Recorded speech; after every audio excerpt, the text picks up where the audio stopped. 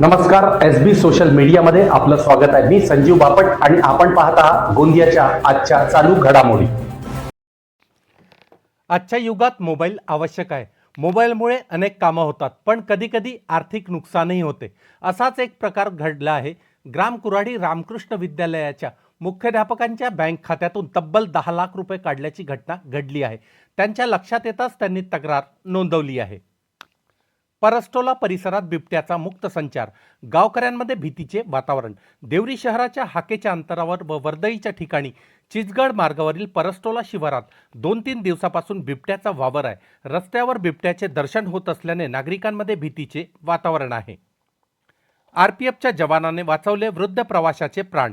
घाईघाईने रेल्वे गाडी पकडण्याचा प्रयत्न करत असलेल्या वृद्धाचा तोल जाऊन गाडीतून खाली पडत असल्याचे लक्षात येताच आरपीएफ जवानाने धावत जाऊन गाडीखाली वृद्धाला येण्यापासून वाचवले.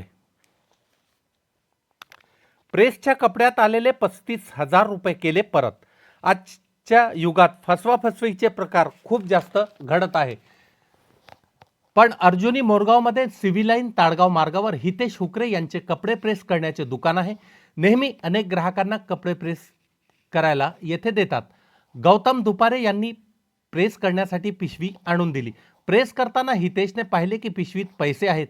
त्यांना लागलीच फोन करून त्यांना दुकानात बोलवले व 36,500 रुपये त्यांना परत केले. हितेशच्या या प्रामाणिकतेचे सर्वत्र कौतुक होत आहे.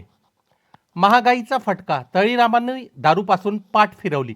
मागील 5 महिन्यात विदेशी मद्याची विक्री 1.28 लाख तर देशी मद्य विक्री 1.81 लाख लिटरने विक्री घटली आहे.